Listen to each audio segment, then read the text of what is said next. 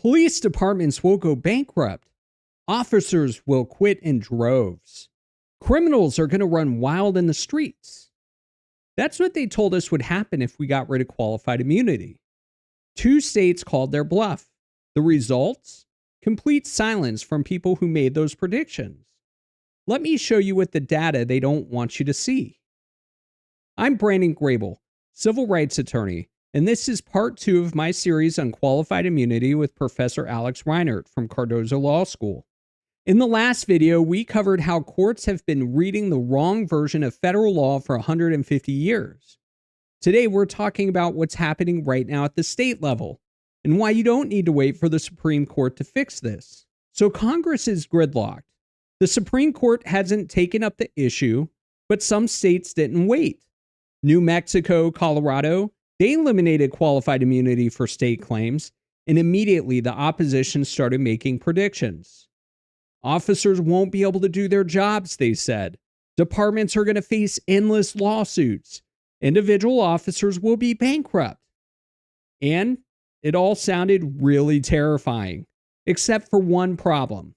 None of it happened. We haven't seen that yet, and indeed, I'm currently working on a project with Jim Fander and Joanna Schwartz to try and look at the data in a little more deeply. Again, I think we probably have to wait a little bit to fully see whether or not we think it's had an impact. And there are other states that are considering similar legislation. No surge in lawsuits, no recruitment crisis, no bankrupt police officers. The data shows the system is actually working better. Cases moving faster because courts aren't getting bogged down in qualified immunity arguments. And plaintiffs with legitimate claims can get their day in court. But here's what's really important. The fundamental argument against eliminating qualified immunity, it's built on a lie. There will always be a counter narrative, which is, oh, this is going to bankrupt the individual officer. And I say, I'm not interested in bankrupting individual officers, and individual officers never end up paying these judgments, either as a result of collective bargaining agreements or as a result of statutory protections. Think about that. The entire opposition to reform is based on something that didn't actually happen, just based on assumptions. The talking points that are really just based on this fiction that's never been true, that if you allow these suits to progress, individual officers are going to get bankrupt. That's just flat out untrue. It's never been the case. And Professor Reinert makes another crucial point. If state lawmakers are worried about individual officers, there's a way to handle that. If state lawmakers are going to enact legislation like this, they can take steps to ensure that the individual officer isn't the one who's necessarily left on the hook. You might want to preserve some window for individual officers whose conduct is so egregious that that you want them to be held accountable. But there are other ways to hold officers accountable other than making them pay judgments. So you can protect police officers from financial ruin while still allowing civil rights cases to proceed. It's not either or. States can design the laws to balance accountability with reasonable protections. Of course, I know there's some of you out there that want to bankrupt the officers, but we're talking about actually getting the legislation passed to get rid of qualified immunity. Think of it as, step 1. So why are states the one taking action? Why not Congress? I just don't think now is the time we can expect Congress to take any steps. Maybe the Supreme Court will do something, but until that happens, there's no reason for states to sit on their hands. They've got an opportunity to address it, and they should. Congress had momentum after the George Floyd death in 2020. There was bipartisan discussion about police reform, including qualified immunity. But then it just fell apart. So that door closed. In the Supreme Court, they kept denying cert, essentially meaning they kept denying to take up cases dealing with qualified immunity. They don't want to take those cases. So lower court judges are basically begging the Supreme Court to address the issue, but the court just stays silent. So that leaves it up to the states. And here's the thing. States have every right to do this. There's no conflict with federal law. If anything, they're helping to enforce federal constitutional rights. States have a role here.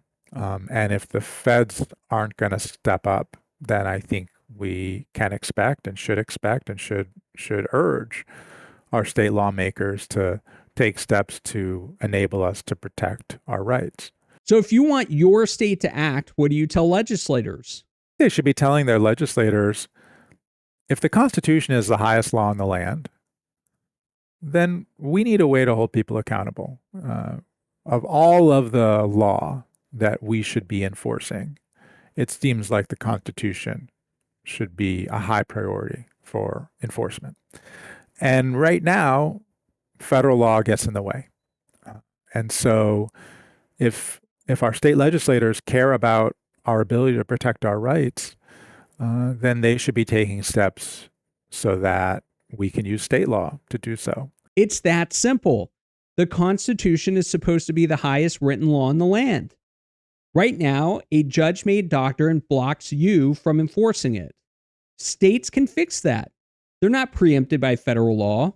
They're not overstepping their authority. They're perfectly within their power to do so. There's no conflict with federal law. If anything, they are really helping out federal law by helping its enforcement. And even if during Reconstruction there were good reasons to be skeptical of states' willingness to protect these federal rights, we're long past Reconstruction. And these rights are important to all of us, and we need our legislators to protect them. We're 150 years past Reconstruction. The context has changed. States aren't the enemy of civil rights enforcement anymore. In fact, some are leading the way. This isn't about being soft on crime or anti-police. It's about basic constitutional accountability. Let me be clear about what the data from Colorado and New Mexico shows. No recruitment crisis, no wave of frivolous lawsuits, no bankrupt officers, just a system that's working the way it's supposed to. If you have a legitimate claim about your constitutional rights being violated, you can pursue it. If you don't, the case gets dismissed on the merits, not on a technicality. The opponents of reform made predictions. Those predictions were wrong. The data proves it. And yet, we still hear the same arguments every time another state considers reform. So is state-level reform the future? It's one of the most fruitful avenues to pursue. Again, one should still be trying to press the Supreme Court to revisit the doctrine. So you do both. You push for state reform and you keep bringing these arguments to federal courts because judges are listening. Fifth Circuit, Second Circuit, judges across the political spectrum are citing Professor Reinert's research, and they're calling attention to these problems. I think lower court judges probably, their position has to be, I can't do away with qualified immunity, but I can call attention to the issue and hope that the court will take it up and tell us what to do about some of this research. 10 years ago, no one outside of legal circles was really talking about qualified immunity. Today, it's a national conversation. You're probably watching this right now because you care about the state of qualified immunity. If you asked me 10 years ago, would we be having the discussion on a nationwide level that we are having about qualified immunity? Would people be as conscious of qualified immunity as they are today? If you asked me that question 10 years ago, I would have said, no way. It was something that scholars were interested in and some civil rights practitioners were interested in, but it did not have the salience publicly that it has today. So there is momentum. States are acting and more states are considering it. The lies about bankruptcy and recruiting, they've been exposed. So here's my question for you. What is your state doing? Have your legislators introduced qualified immunity reform? If not, why not? This isn't about protecting good cops. It's about getting rid of the bad ones. And not only that, but the Constitution is supposed to be the supreme law of the land. No one should be above the law. And your state can help enforce it. The next video in this series, we're going to be covering the Supreme Court's double standard on judge-made law. How they say they hate it, except when it protects government officials. You don't want to miss it.